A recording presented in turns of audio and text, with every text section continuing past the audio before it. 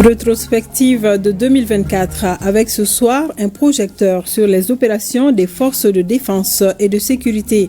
Durant l'année écoulée, de nombreux grands terroristes ont été neutralisés et plusieurs de leurs bases détruites. Des résultats obtenus grâce à une armée compétente. À Bamako, les citoyens expriment leurs attentes pour le nouvel an. Ces attentes vont d'un Mali de paix et de sécurité au renforcement de l'autosuffisance alimentaire et à la résolution de la crise énergétique. Beaucoup de Bamakois espèrent que les autorités arriveront à relever les défis auxquels le pays est confronté avec l'appui de la population. Le ministère de l'Environnement veut mettre de l'ordre dans les zones minières. Une délégation du département est sur le terrain. Elle vient de visiter des sites d'exploitation dans les localités de Kourémalé et de Narena. Constat, tous les exploitants ne respectent pas les consignes données par les autorités. Bonsoir, bienvenue dans cette édition. Koulouba, cet après-midi, le président de la transition, général d'armée Assimi Goïta, a reçu en audience l'émissaire de John Dramani Mahama, nouvellement élu à la tête du Ghana. Cet émissaire, accompagné d'une forte délégation, est porteur d'une invitation à la cérémonie d'investiture du président ghanéen. Cette invitation du président Goïta annonce le renforcement de la coopération bilatérale entre le Mali et le Ghana. Nous vous proposons d'écouter Alfred Mahama, émissaire du président élu John Dramani Mahama. Il est au micro de Tamsir Djabati.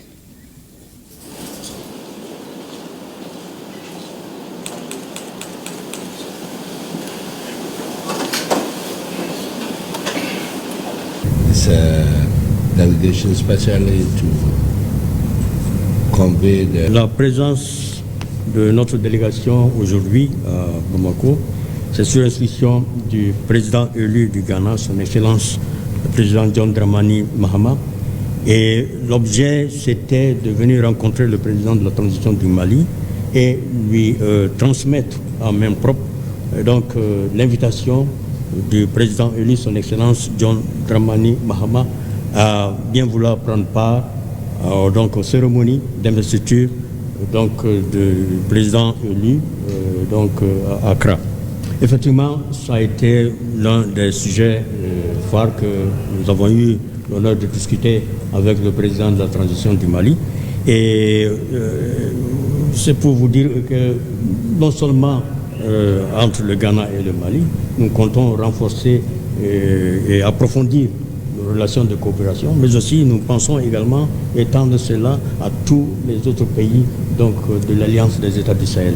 Nous voulons travailler ensemble et avec notre assistance, notre appui, afin de pouvoir régler tous les problèmes, toutes les questions d'insécurité qui sévissent non seulement au Mali, mais dans les autres pays également de l'Alliance des États du Sahel.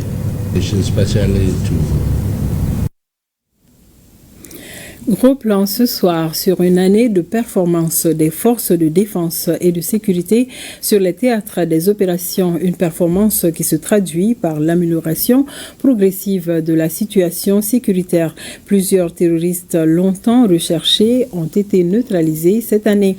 De nombreuses bases des groupes terroristes ont été détruites et du matériel saisi, des résultats obtenus grâce à une armée compétente. Abdoulaye Sako, avec le concours de la DIRPA, revient sur quelques faits qui ont marqué l'année 2024 sur le plan défense et sécurité.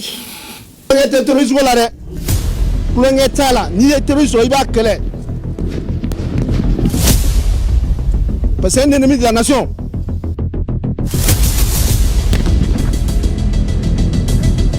Nous allons marfa tafili konala ukasekuko ukasekuko marfa bla anga ke kilini anga jamana bara mais nous munun ko ku tesekuko o koni fura ora tola ambe ala de delo luesa o koni o repos éternel.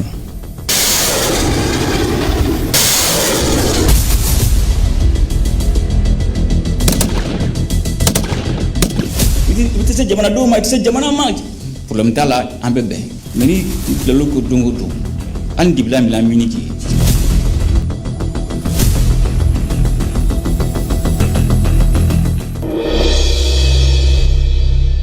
Loin des menaces, les forces armées maliennes avec à leur tête le chef suprême des armées, le général d'armée Assimi Goïta, avaient ouvert la voie à la repentance.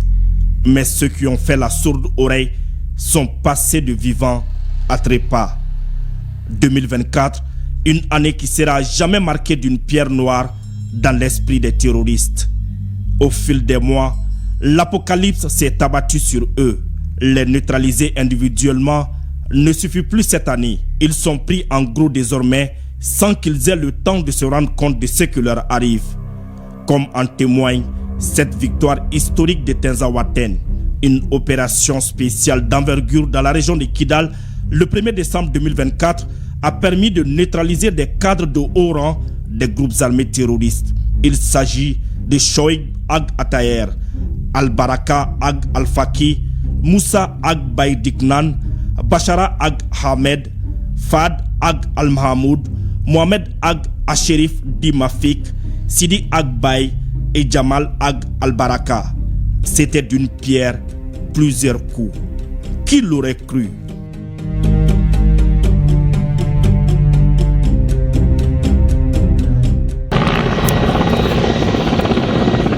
Durant cette année, le soleil s'est couché à l'aube pour les terroristes à Mourdia le 26 mai dernier. Ils ont subi l'une des plus grosses défaites de leur histoire. La stratégie des forces armées maliennes n'a jamais laissé aucune chance aux forces du mal. Pourtant, ce sont elles qui ont osé déchirer la clémence de l'aurore en pilonnant le camp de Mourdia. C'était le Rubicon à ne pas franchir. Sans perdre de temps et de manière très professionnelle, les FAMA ont fait le calcul. Le bilan a été lourd. Plus d'une centaine de terroristes neutralisés.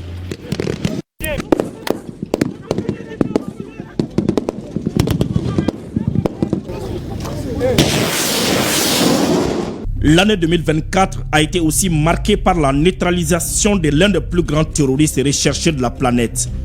Son nom, Abou Ouzeif Adi Hugo. Il a été neutralisé le dimanche 28 avril 2024 dans le secteur d'Indeliman par nos hommes. Sa tête était mise à prix par les États-Unis d'Amérique à plus de 3 milliards de francs CFA. En septembre 2024, les terroristes se sont attaqués au camp de Faladier et aux aéroports du Mali. La réaction de nos hommes ne s'est fait pas attendre. Dans une élégance toute militaire, les assaillants ont été neutralisés et leurs complices arrêtés. Ces succès sur le terrain ne sont pas le fruit du hasard. En un an, des équipements roulants et volants ont été mis à la disposition des hommes. Les tout derniers en date sont les drones Akinji. Allez-y demander aux terroristes de Tinzaouaten de quoi ces vecteurs aériens sont capables.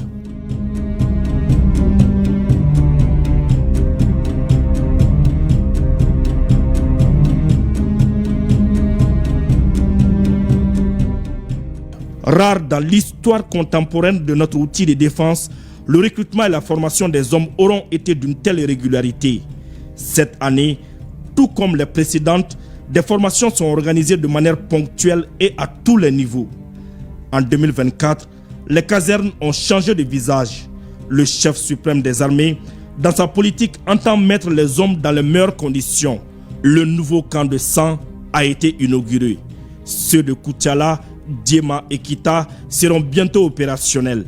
Le maillage sécuritaire est une réalité aujourd'hui. Sur le plan de la sécurité, de nouveaux commissariats ont été érigés un peu partout à travers le pays. La police, la gendarmerie et la garde nationale ont enregistré des succès sur le terrain grâce à des équipements de dernière génération dont elles disposent. Le 5 juillet 2024, le monde découvre le Centre Interforce de sécurisation des frontières. Ce joyau sécuritaire des temps modernes trône à Kouré-Malé, ville frontalière Mali-Guinée, à 125 km de Bamako. Il s'étale sur une superficie de 5 hectares, dont 2,5 pour la partie principale, avec des commodités adaptées au contexte.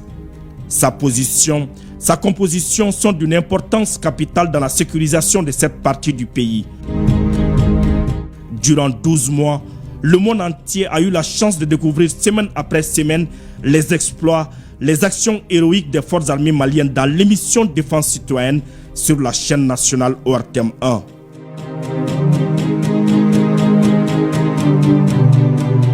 Un pas, un autre pas, encore un autre pas et tenir gagner chaque pas. C'est une remontée à jamais vue. Cette expression sied exactement à la métamorphose de notre outil de défense jour après jour. Et 2025 annonce de belles perspectives.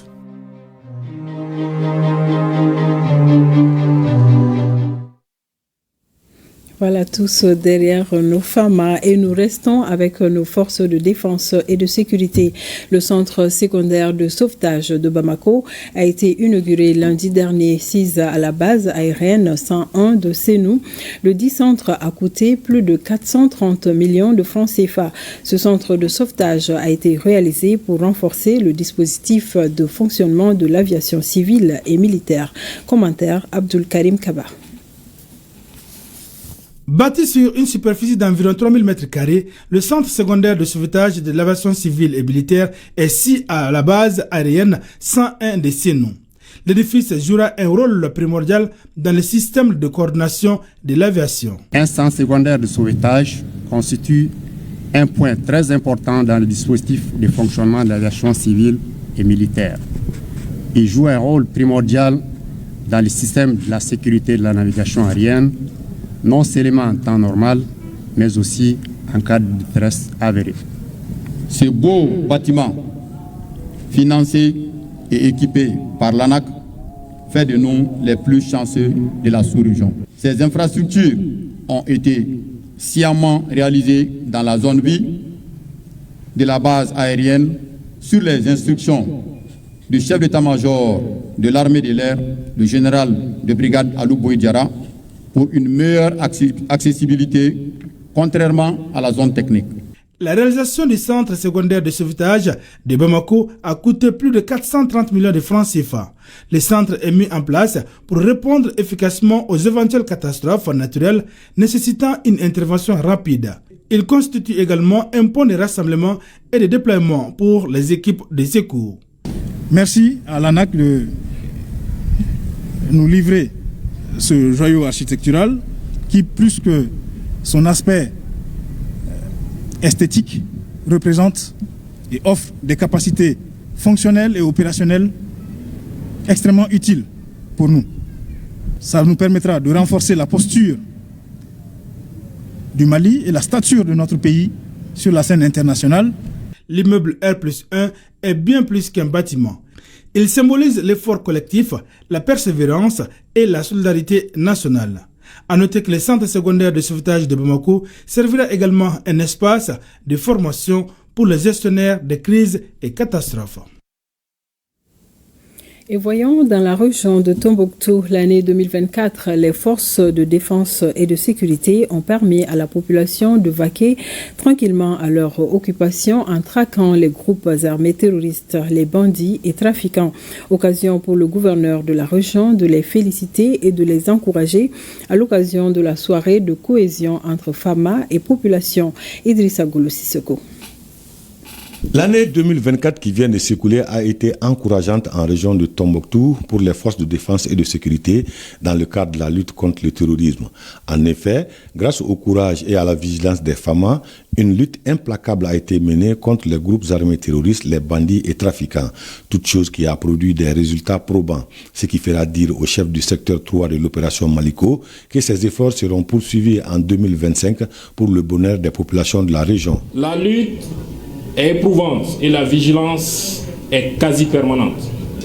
Mais malgré cette situation de tension omniprésente, les hommes gardent le moral et restent attachés à leur serment de défendre le territoire, d'assurer la libre circulation des personnes et de leurs biens.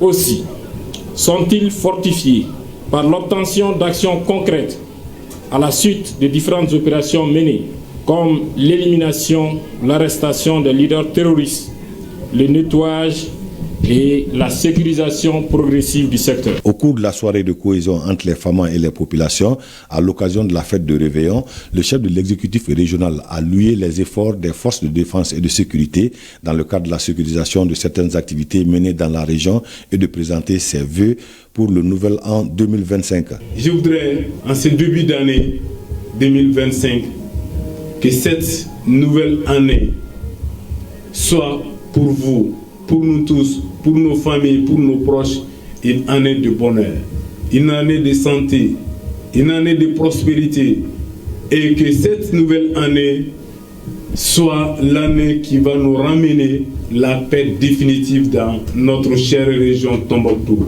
la paix définitive dans notre région Taoudéni, la paix définitive dans notre cher Mali. Gageons que cette nouvelle année soit celle de la sécurisation et de la paix retrouvée en région de Tombouctou. Dans sa mission régalienne, la ministre des Transports et des Infrastructures a inauguré mardi le mur de sécurité au marché de Yirimajo à Bamako. Cette infrastructure devrait contribuer non seulement à protéger les commerçants, à faciliter la régulation de la circulation, mais aussi à réduire considérablement l'embouteillage à la descente du viaduc de Yirimajo. Kassim Diallo, Oumar Traoré. Bamako s'agrandit, la population augmente, la circulation devient plus dense avec ses contraintes. Et c'est dans le souci de sécuriser les usagers et leurs biens que le ministre des Transports et des Infrastructures, accompagné de ses collègues de la sécurité et de la protection civile et celui de la jeunesse et des sports, a procédé à l'inauguration du mur de sécurité qui sépare la voie route nationale numéro 6 et le marché de Yirimajo dans la commune 6 du district de Bamako. La réalisation de l'infrastructure a coûté 30 millions de francs CFA. Et quand vous regardez les accidents que nous constatons, les accidents sont de diverses sources. C'est-à-dire souvent on a la défaillance technique des engins, des véhicules. Souvent on a des conducteurs qui ne respectent pas les codes de la route. Et souvent, on a l'occupation anarchique de la chaussée qui est destinée à recevoir les véhicules. Donc, on a procédé à des sensibilisations. Malheureusement, les sensibilisations ne nous ont pas donné des résultats escomptés. Donc, on a décidé, avec l'Agence nationale de la sécurité routière, d'ériger un mur qui permet de séparer la chaussée du marché. La construction de ces murs de sécurité au niveau du marché de Yirimajo est une aubaine pour les usagers. Et c'est une bonne initiative quand même. Ça évite beaucoup d'accidents et beaucoup d'autres choses. Nous, les commerçants du marché de Yirimajo, sommes très contents de la construction de ces murs de sécurité. Avant, nous étions exposés à tout danger de la circulation.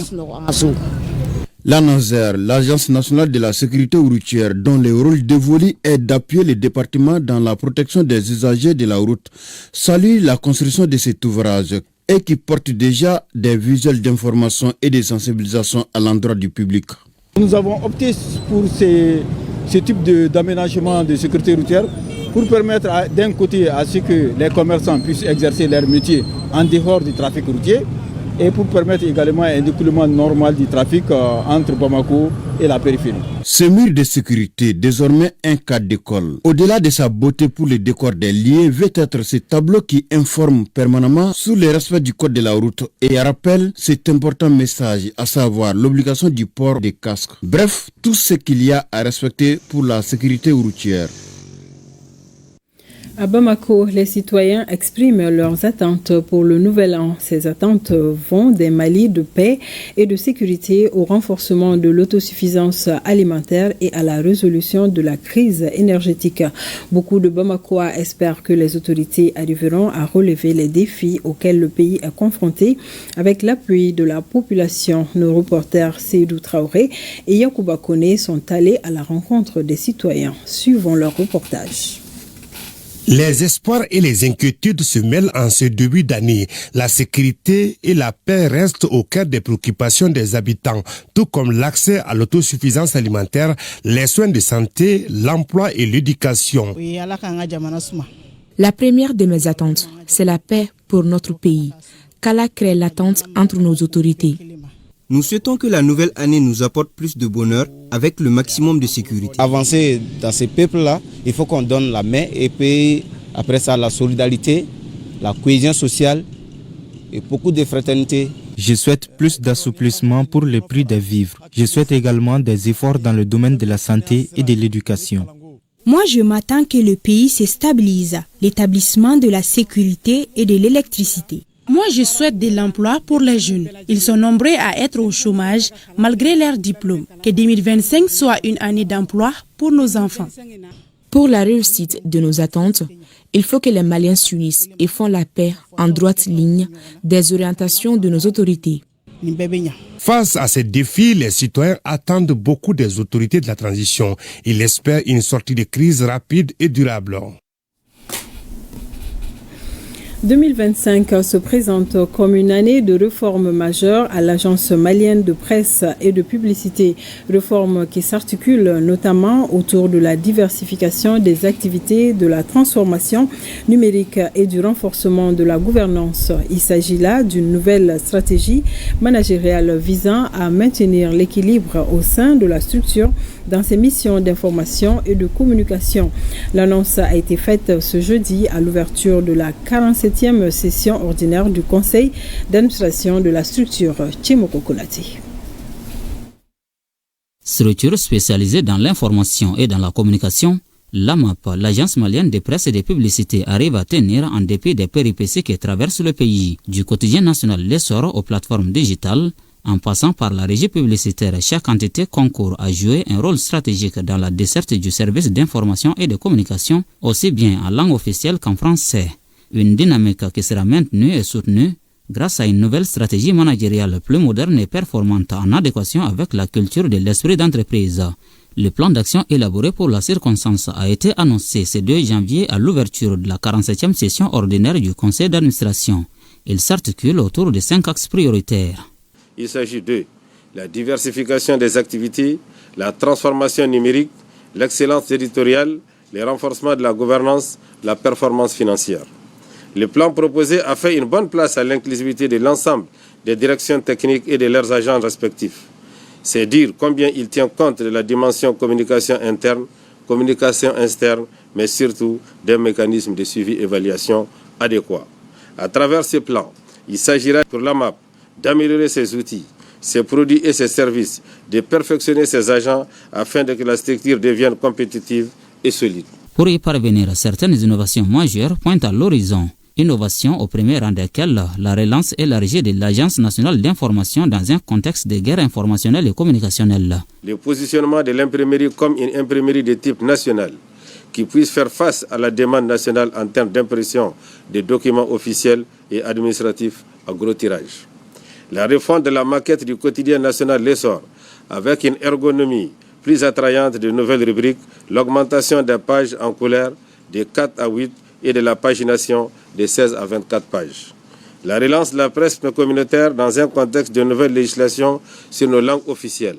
L'engagement de toutes les plateformes physiques et numériques de l'AMAP pour renforcer la stratégie de communication de la Confédération des États du Sahel. Ces réformes de grande envergure ainsi annoncées qui feront objet d'une évaluation devront commencer à produire les résultats escomptés courant cette année 2025. Le budget prévisionnel élaboré à cet effet est soumis à l'approbation des administrateurs à la faveur de cette 47e session. Il est estimé à près de 2,5 milliards de francs CFA, dont environ 921 millions au titre de la subvention de l'État, le reste relevant de ses ressources propres. La cellule de coordination et de statistique du secteur de l'administration territoriale, fonction publique et sécurité intérieure vient de tenir la toute première session ordinaire de son comité de coordination au titre de 2024. Sur 23 activités au programme, 16 ont été réalisées. Un taux d'exécution jugé satisfaisant malgré les difficultés d'ordre financier. Boubacar Bablé Touré, compte rendu. La cellule de coordination et des statistiques du secteur de l'administration territoriale, fonction publique et sécurité intérieure a pour vocation la planification et l'information statistique en rapport avec les services relevant d'un certain nombre de départements stratégiques. La structure procède ainsi à une évaluation de son programme d'activité au titre de 2024 et se penche sur les perspectives de 2025. S'agissant de 2024, sur 23 activités programmées, 16 ont été réalisées, soit un taux d'exécution de 70%.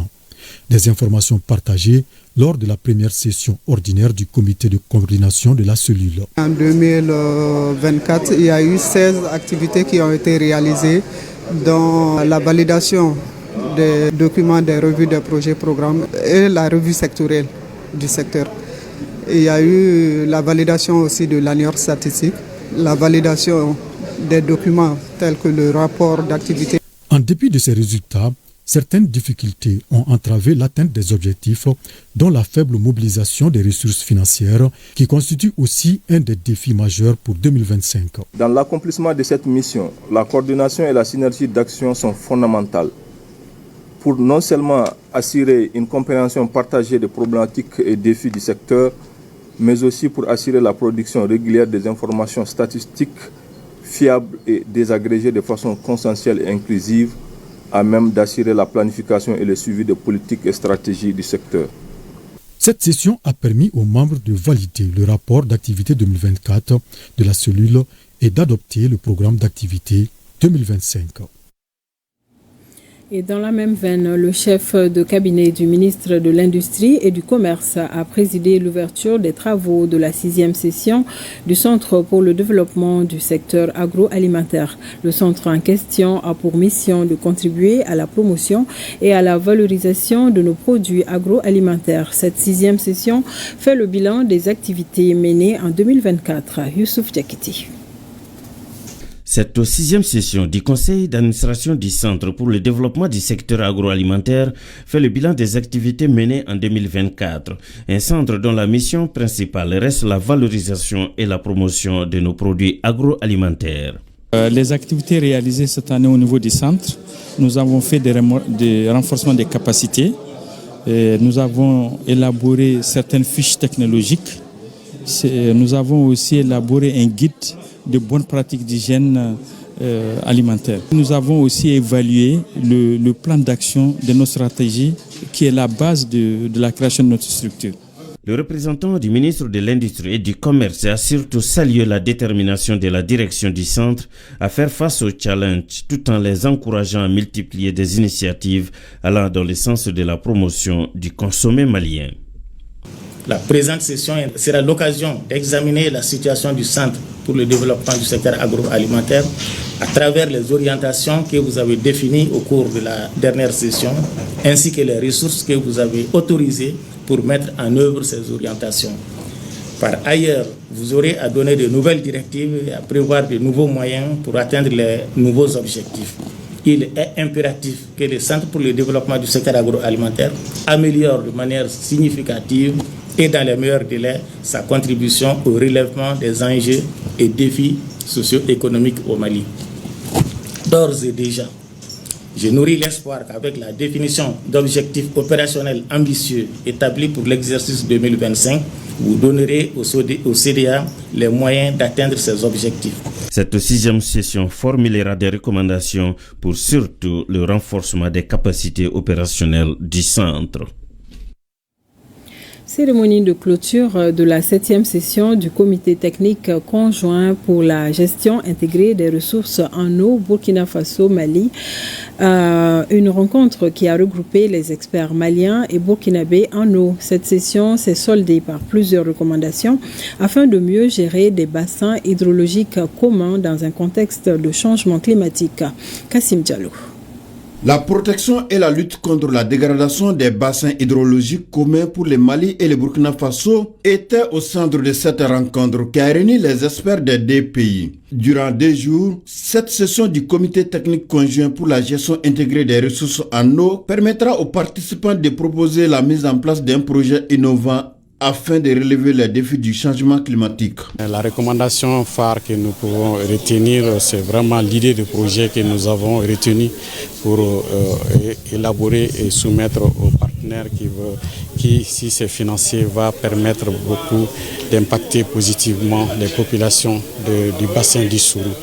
Aussi, il est recommandé aussi de prendre en compte un certain nombre de bassins qui ont été identifiés. Le bassin du Sourou est dans un état où vraiment il faut que nous intervenons. En 2013, les deux pays ont vu la nécessité de s'unir pour faire leur effort pour pouvoir mener des actions pour inverser les tendances. Les travaux des experts maliens et burkinabés s'articulent autour de plusieurs préoccupations, notamment la mutualisation des efforts pour une gestion efficace des ressources en eau. La problématique du bassin, c'est connu.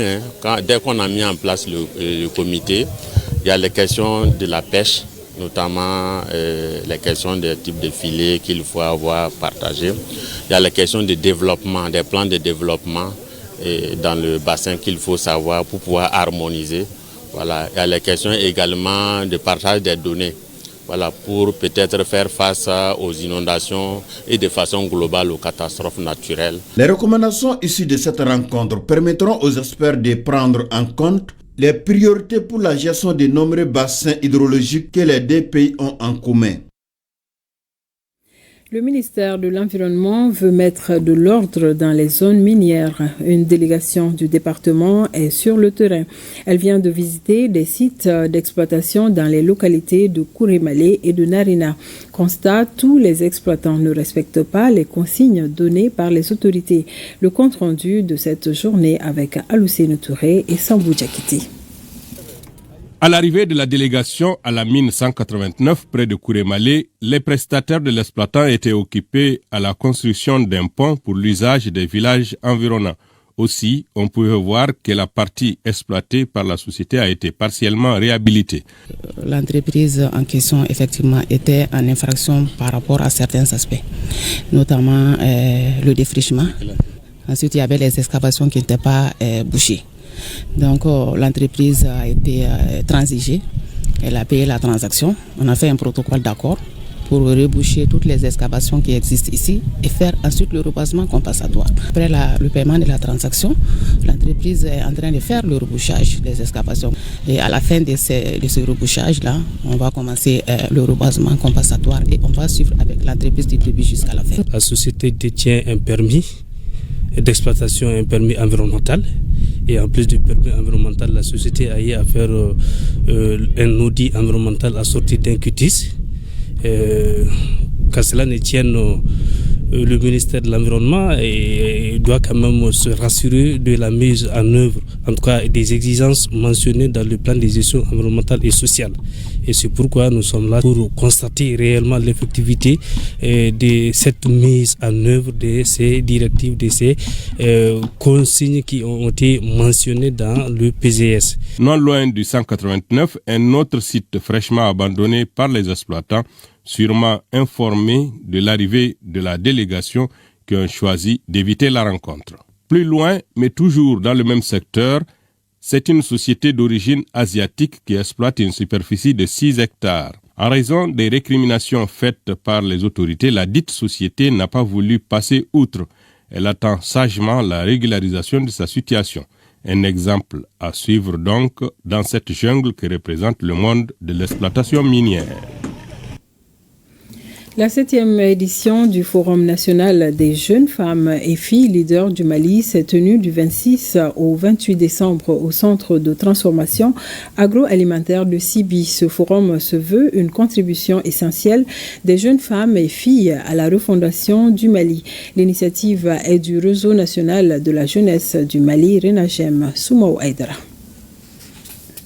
Les femmes et les filles en première ligne pour la refondation du Mali Koura. Elles qui sont considérées comme des piliers de la consolidation de la paix, de la stabilité et surtout de la réconciliation nationale. C'est dans cet esprit que le Réseau national de la jeunesse du Mali, RENAGEM, a initié ce forum national des jeunes femmes et filles leaders du Mali. Le thème principal du forum, c'est sur la consolidation de la paix, la cohésion sociale et la réconciliation nationale. C'est pour vous dire que c'est une contribution de la jeunesse malienne dans son ensemble, mais surtout la jeunesse féminine du Mali aux efforts des plus hautes autorités pour une paix durable. Vraiment, c'est à saluer. Et c'est un forum, vraiment, ça montre l'engagement, le rôle et la place de la femme et de la jeune fille par rapport à son leadership. Dans le cadre de ce 7e forum, les jeunes femmes ont été formées dans plusieurs domaines, dont l'agriculture, un moyen de leur permettre d'être financièrement autonomes. Le centre de transformation agroalimentaire, il forme les jeunes filles dans l'agriculture, dans le maraîchage, dans la transformation des produits agricoles, mais aussi il les forme dans le management des projets, des entreprises. Nous voilà au terme de vos travaux. J'ose espérer que les conclusions issues de cette rencontre seront exploitées à bon escient. Au bonheur des jeunes femmes et filles leaders du Mali. Le Forum national des jeunes femmes et filles leaders du Mali est un vecteur de changement. Il contribue à aider les jeunes femmes et filles à prendre leur place en tant que leaders de demain, prêtes à bâtir un Mali plus stable, plus uni et plus équitable. Et transition, trouver la santé de reproduction se présente de nos jours comme un défi majeur qui nécessite des ressources conséquentes. Pour ce faire, l'apport du secteur privé reste déterminant. C'est dans ce cadre que s'est tenue ce mardi une session de plaidoyer à l'endroit du CNPM, Conseil national du patronat du Mali. Tchemoko Konate pour plus de détails. Si le développement économique dispose d'une épine dorsale, c'est bien le capital humain. Conviction du directeur général de l'ONACR, l'Office national de la santé de la reproduction, qui déplore les difficultés liées à la mobilisation des ressources en faveur de la santé de la reproduction. Conséquence, un enfant de moins de 2 ans meurt toutes les 4 minutes, alors qu'une femme enceinte perd la vie toutes les 3 heures. Et 5% de nos enfants ne verront pas leur 5e anniversaire dans notre pays. Ce n'est que la face visible de l'iceberg. Pour dire tout simplement, la problématique de décès maternel est une problématique qui intéresse tous les secteurs. En dépit des difficultés, l'Office national de la santé de la reproduction continue à s'investir. C'est dans ce cadre que s'inscrit cette session dite de plaidoyer à l'endroit du Conseil national du patronat. Il s'agit de mettre à contribution l'organisation patronale dans la mobilisation des ressources auprès du secteur privé. Aujourd'hui, le secteur privé occupe une position stratégique pour répondre à ce défi. Vous êtes des acteurs incontournables de notre économie et des catalyseurs du changement social. Votre rôle dans la mobilisation des ressources financières pour la santé de la reproduction et la planification familiale peut transformer des vies et renforcer la base même du développement national. Il s'agit d'un enjeu de développement humain qui ne peut être ignoré. Et l'implication du secteur privé est essentielle pour compléter les efforts du gouvernement. En tant qu'acteur économique, nous avons une responsabilité sociale envers nos communautés et nos employés. Cette session de plaidoyer s'inscrit dans la mise en œuvre d'une série d'activités que mène l'ONACR, notamment pour le bien-être de la femme et de l'enfant. Au terme des travaux, il est prévu la signature d'une charte d'engagement des parties en vue de leur implication effective dans la promotion de la santé de la reproduction. L'Association malienne des jeunes musulmans AMJM a tenu samedi dernier à Bamako son 8e congrès ordinaire au terme de 2 journées de travaux sur le thème le militantisme au sein de l'AMJM, défis et perspectives. Les membres de l'association ont réélu Ousmane Diarra à la présidence pour un nouveau mandat de 5 ans. Mohamed Sangari, compte rendu.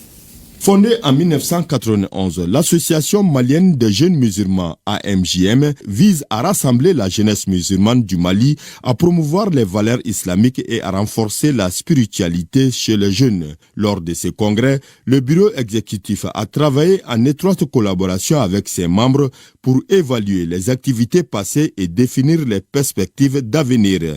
Un processus démocratique salué par les départements en charge de la jeunesse et les autorités religieuses. Je demande au nom de mon ministre aux jeunes musulmans d'être des modèles aujourd'hui. Nous, on veut des jeunes qui impactent de façon positive sur leur environnement. On compte sur les jeunes musulmans du Mali pour qu'ils puissent sensibiliser, pour qu'ils puissent donner des conseils dans leur localité à ces jeunes-là. Depuis la création de l'AMJM en France, les présidents qui sont succédés ont montré leur degré de militantisme, leur degré de dynamisme, afin de promouvoir l'islam parmi les jeunes. Au cours des 2 jours de discussion, les membres ont souligné l'importance du militantisme au sein de l'AMJM. Et Ousmane Diarra a été reconduit à la présidence avec des objectifs clairs pour les années à venir. Nous voulons mettre l'accent sur la formation des jeunes, la sensibilisation, l'éducation qui fait partie des objectifs de l'AMJM. Donc l'AMJM, à travers les actions que nous comptons mener, pouvoir concilier cela pour avoir un jeune ou une jeunesse saine, une jeunesse compétente et une jeunesse capable de faire face aux défis. Il dispose de 5 ans pour concrétiser sa vision visant à renforcer le bien-être de l'association. Ce communiqué, le ministre des Affaires religieuses, du culte et des coutumes sur la base de la délibération de la Commission nationale d'observation de la Lune a l'honneur d'informer la communauté musulmane du Mali que le croissant lunaire Rajab ou Rajabakalo n'a été aperçu le mardi 31 décembre 2024 dans aucune localité du pays. En conséquence, le mois lunaire Rajab ou Rajabakalo débute au Mali ce jeudi 2 janvier 2025 sur toute l'étendue du territoire national. Plus de 45 millions de francs CFA, c'est la valeur d'un lot de matériel et d'équipements sanitaires remis au centre de santé de référence de Gao. Ces matériels devront être repartis entre 3 centres de santé communautaires du cercle de Gao. Cette remise s'inscrit dans le cadre du projet décentralisation et bonne gouvernance au Mali de la GIZ. Rakiatou Touré. Cet appui en matériel et équipement sanitaire constitue l'axe 5 du projet décentralisation et bonne gouvernance PADRE 3. Le lot d'équipements financé par la BMZ avec un montant d'une valeur de plus de 45 millions de francs CFA est destiné au CESCOM de Wabaria et Bagoundje dans la commune rurale de Gunzouraï et Château dans la commune urbaine de Gao. Ces équipements et matériels sont constitués de 60 lits d'hospitalisation d'une place, 6 tables de pansement avec chariot, 2 tables de consultation gynécologique hydraulique, 60 matelas d'une place, 50 tensiomètres manuels, 70 thermomètres électroniques, 2 balances pèse-personnes, 2 pèse-bébé, 8 tables d'accouchement, 11 tables pour nouveau-nés, 6 boîtes d'épisiotomie, 6 boîtes d'accouchement, 5 otoscopes, un agitateur, 2 microscopes optiques, un hémoglobinomètre et une boîte de pansement. À ceci s'ajoutent des assises, des armoires, des bancs, 6 ordinateurs portables et accessoires. Cette contribution vise à améliorer les conditions sanitaires des populations déplacées internes et autres vulnérables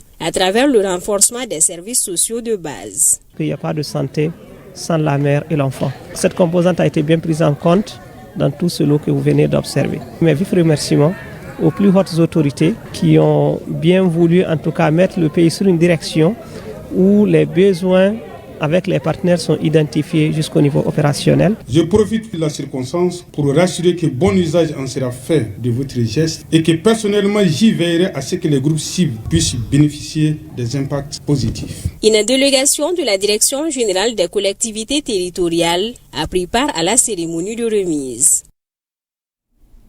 L'Alliance des Berabiches du Mali vient de tenir à Tombouctou son assemblée générale statutaire. Cette rencontre placée sous le signe de la paix et de la cohésion sociale a enregistré la présence des chefs de village, de tribus et de fractions ainsi que des communautés voisines. À l'issue de la rencontre, Sidi Mohamed Ould Ahmed Saloum est désigné pour conduire la destinée de l'Alliance pour une durée de 2 ans. Najim Babassi. Promouvoir la paix et le vivre ensemble par le biais du dialogue inter- et intracommunautaire. Appuyer les autorités de la transition dans leurs efforts en faveur de la paix et de la cohésion sociale. Ce sont là, entre autres objectifs de cette Assemblée générale des Berabiches du Mali, organisée à Tombouctou. Une rencontre qui a convergé, outre la communauté Berabiche, des communautés voisines, partisanes du bon vivre ensemble. La communauté Berabiche s'est réunie en quittant la Mauritanie, l'Algérie, ici à Tombouctou, Bamako. Et nous avons décidé d'aller ensemble, mettre un bureau ensemble, mettre des cadres qui peuvent défendre vraiment l'intérêt de la communauté, mais aider les autorités à maintenir une paix durable maintenir l'unité nationale, maintenir un Mali prospère. S'engage à aller à la conquête de cœur et des esprits de tous les enfants du pays, unis les uns aux autres par des liens sacrés fondés sur l'histoire, la géographie, la culture et les traditions ancestrales. Enfin, qu'ils se retrouvent, se parlent, se comprennent et se pardonnent cette gigantesque œuvre sociale, nul ne peut et doit plus instaurer le silence entre nous. À l'unanimité, l'Assemblée a désigné Sidi Mohamed Ould Ahmed Saloum pour conduire la destinée de l'Alliance pour un mandat de 2 ans à la tête d'un bureau d'une quarantaine de membres. La responsabilité est une grande responsabilité et sans l'accompagnement de tout le monde, le défi sera très difficile. Mais avec l'engagement de tous les fils et la confiance, tout est possible. Malgré les complots internationaux, malgré les difficultés, ces jeunes ont si tenu debout pour honorer le Mali et l'Afrique. Cette assemblée générale était riche en motions de soutien et de déclarations en faveur des autorités de la transition. Nous témoignons notre gratitude, nos remerciements au général de corps d'armée, le ministre de la Réconciliation, de la Paix et de la Cohésion nationale, Ismaël Ouagué. Nous voudrons dire ici que nous sommes une communauté responsable. Nous sommes une communauté optimiste. Nous sommes une communauté qui croit. Et nous sommes des communautés pacifistes et citoyennes. J'ose espérer que tout l'effort que nous sommes en train de faire, c'est pour d'abord le Mali. Et après le Mali viendra nos différentes régions. Auparavant, l'hymne national avait été entonné pour aborder cette assemblée en toute confiance et en malien tout court. Inauguration à Koutiala du complexe Tarador numéro 2, 6 à La Fiala. C'est un bâtiment de 2 étages comportant toutes les commodités. Cette infrastructure, qui a coûté plus de 300 millions de francs CFA, devra permettre de créer 50 emplois directs et contribuer au développement local. Elle est l'œuvre de Mamadou Traoré, PDG du groupe Tarador. D'autres détails avec Brahima Koné et Assitan Berti. Le groupe Tarador de Koutiala, créé par Mamadou Traoré, s'agrandit à travers la construction du complexe numéro 2 à La Fiala, au bord du goudron non loin du terrain municipal. L'inauguration de ce bâtiment d'une valeur de plus de 300 millions de francs CFA, ayant fait l'objet d'une grande mobilisation des Koutialais, est saluée par le chef du quartier de La Fiala, les autorités politiques et administratives de Koutiala. Une fierté pour la famille du promoteur. Que Dieu nous donne les moyens de faire plusieurs autres réalisations dans un Mali pacifié. Au complexe Tarador, vos besoins culinaires et alimentaires seront satisfaits. Ce bâtiment de 2 étages comporte une pâtisserie, une salle de conférence d'une capacité d'accueil de 200 à 250 places et une salle polyvalente. Il constitue un véritable business center. Madou a construit quand même cet édifice, c'est vrai, mais je pense qu'il a donné ça à la jeunesse de Koutiala, à la population de Koutiala et aux missionnaires qui viennent en séjour à Koutiala.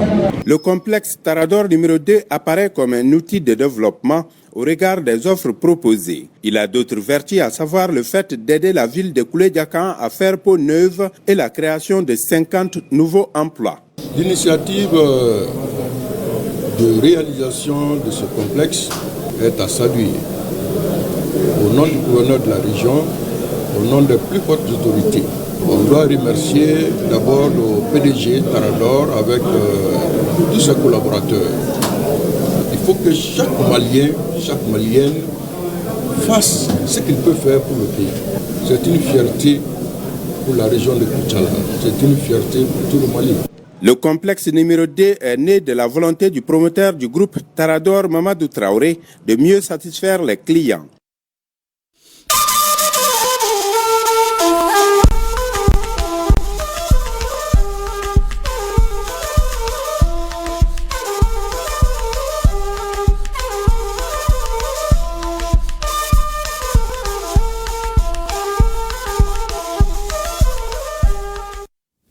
L'Alliance pour la refondation du Mali soutient la Confédération des États du Sahel. Elle salue le retrait des 3 pays de la CEDEAO et appelle les sceptiques à regagner l'AES.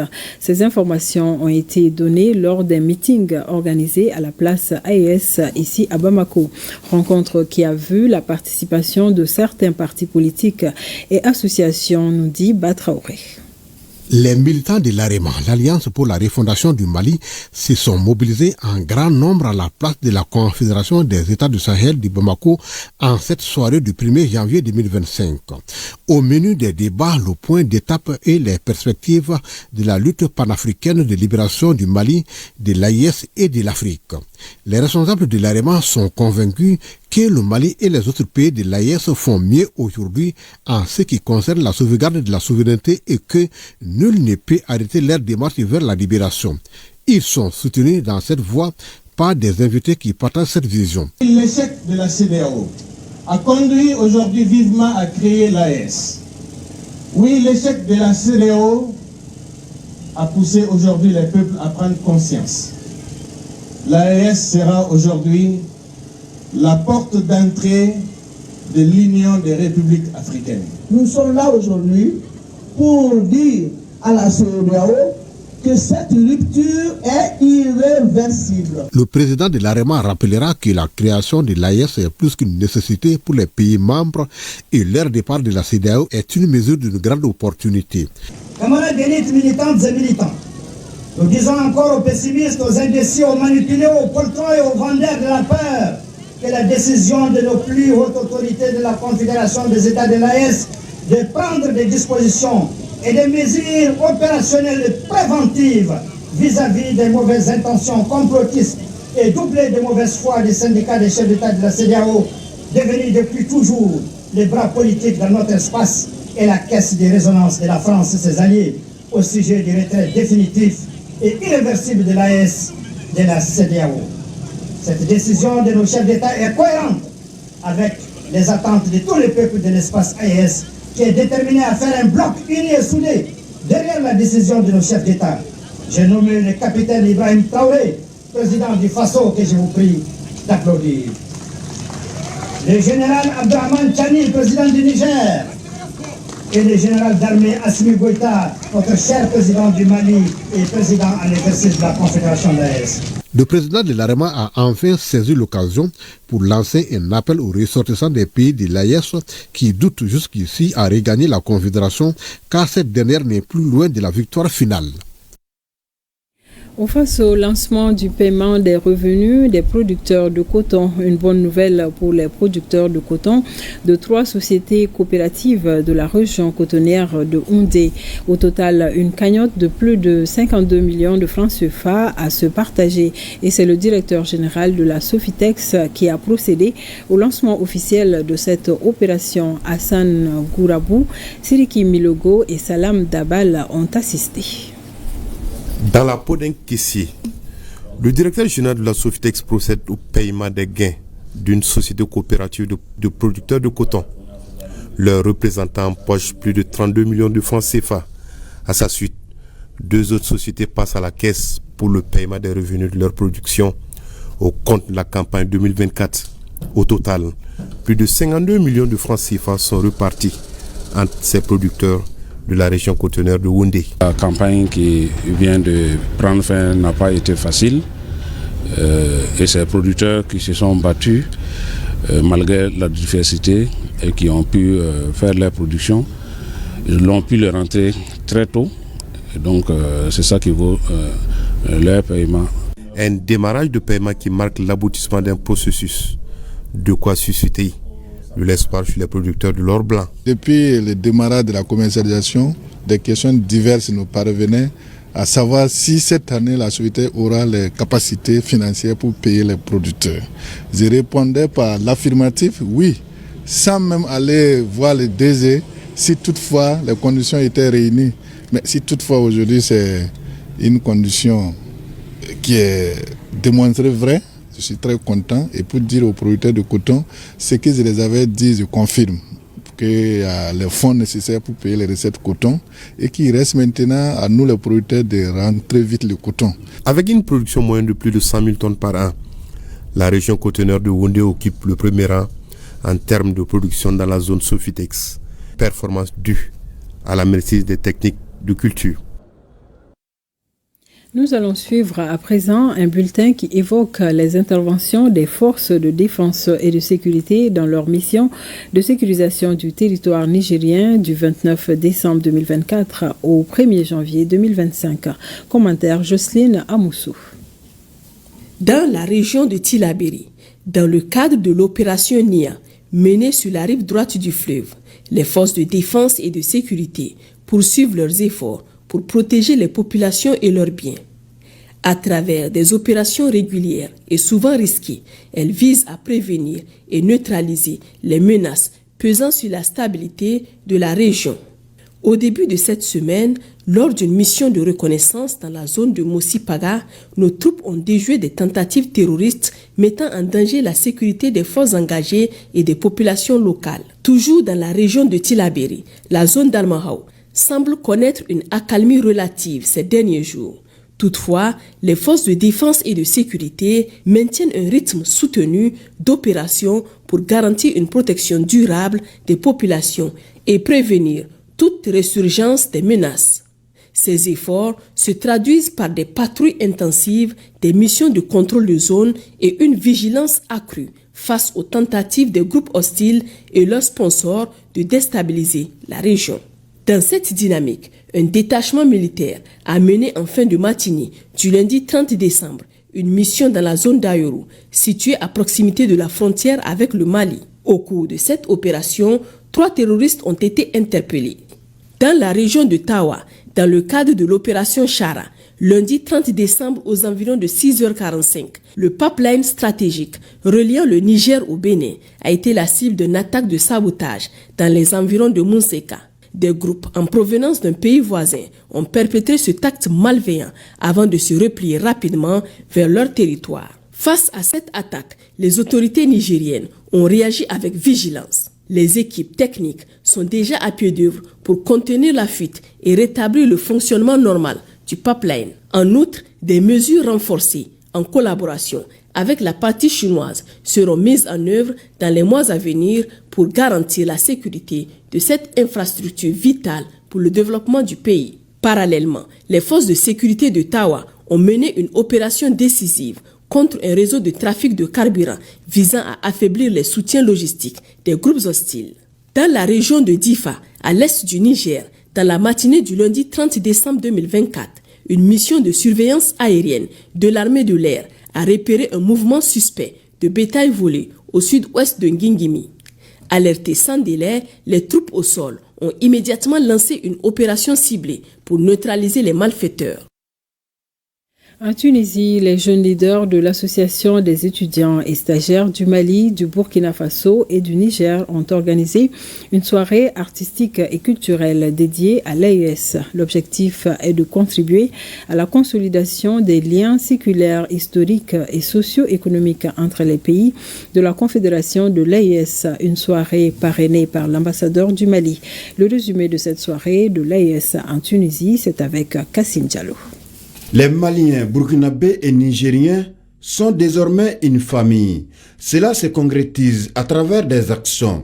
Ainsi, l'Association des étudiants et stagiaires du Mali, du Burkina Faso et du Niger a initié une soirée culturelle et artistique en Tunisie. Un moment de communion et de brassage culturel. Nous avons pu découvrir à travers cette soirée culturelle toutes les dimensions de la culture de nos 3 pays, le Burkina, le Mali et le Niger. Aujourd'hui, on peut affirmer sans risque de se tromper que les communautés maliennes, burkinabées et nigériennes en Tunisie vivent en harmonie, en symbiose et utilisent la culture comme facteur de rapprochement, de cohésion sociale, de solidarité et entraide. Il s'agit de contribuer à la consolidation des liens séculaires, historiques et socio-économiques entre les pays de la Confédération de l'AES. La soirée est mise à profit pour un défilé de mode, des danses traditionnelles, une chorégraphie et la projection des films. La dynamique enclenchée par les trois pays fait l'objet d'une adhésion totale. Pour preuve, nous avons des étudiants, des stagiaires qui, malgré leurs études, malgré leur formation, ont pu se réunir et nous offrir un spectacle de belle facture. Donc c'est une idée très heureuse que nous saluons tous et nous souhaitons qu'elle se perpétue. Il y a une flamme qui est allumée, donc c'est à vous d'allumer le feu et continuer à veiller sur ce feu. Jusqu'à un jour, on va arriver à une fédération où quand un Nigérien quitte Niamey pour aller à Bamako, c'est comme s'il a quitté Niamey pour aller à Dosso. La soirée a vu la participation des ambassadeurs de l'AES. Véritable occasion pour édifier les étudiants des pays des membres de l'AES en Tunisie sur la vision de leur autorité.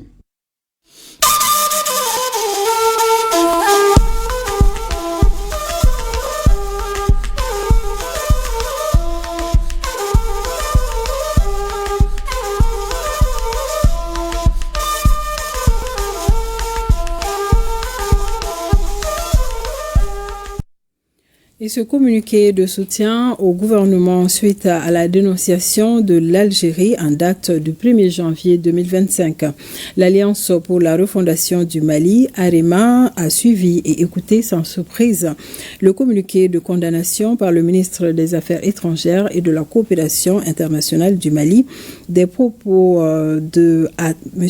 Attaf, ministre d'État, ministre des Affaires étrangères de la République algérienne démocratique et populaire, commentant à nouveau la stratégie malienne de lutte contre le terrorisme par voie de presse.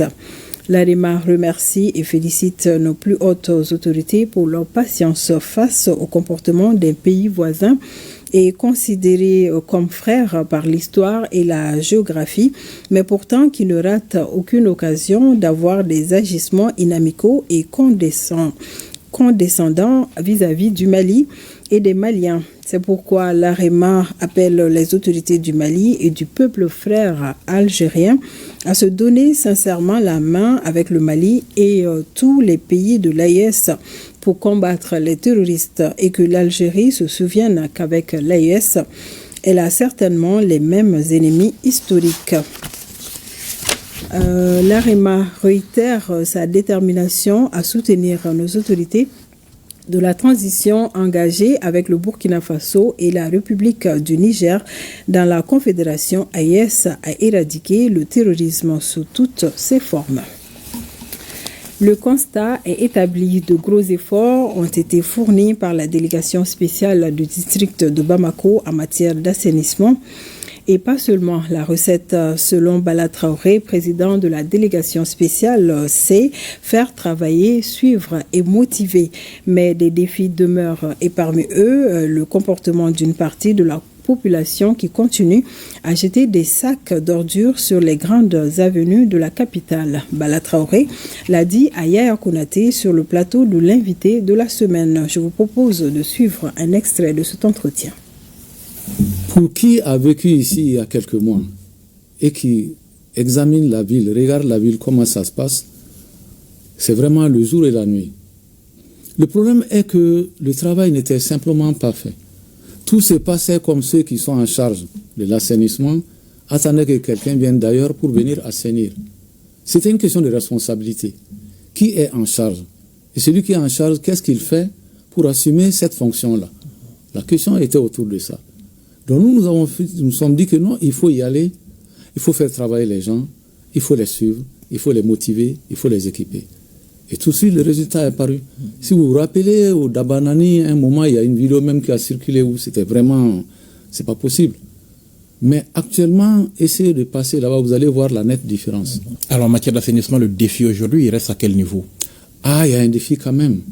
Parce que il faut un changement de comportement. Ça veut dire que les gens continuent toujours à mettre les ordures dans les sacs, à les déposer sur les grandes artères. Ce n'est pas bien, ça n'existe nulle part. Il y a des villes, quand vous le faites, les gens penseront que vous avez un problème mental. L'invité de la semaine à suivre ce soir dans nos programmes après le PMU Mali. Et point final à cette édition. Merci de nous avoir suivis. Demain, vous serez en compagnie de Khadija Toukone. D'ici là, prenez soin de vous.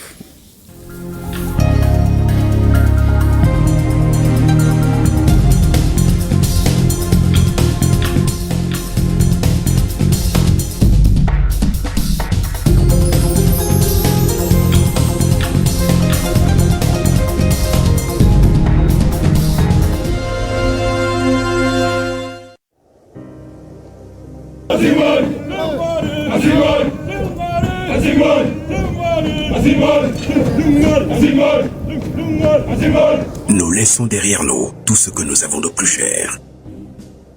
Enfants, épouses, amis, pères et mères.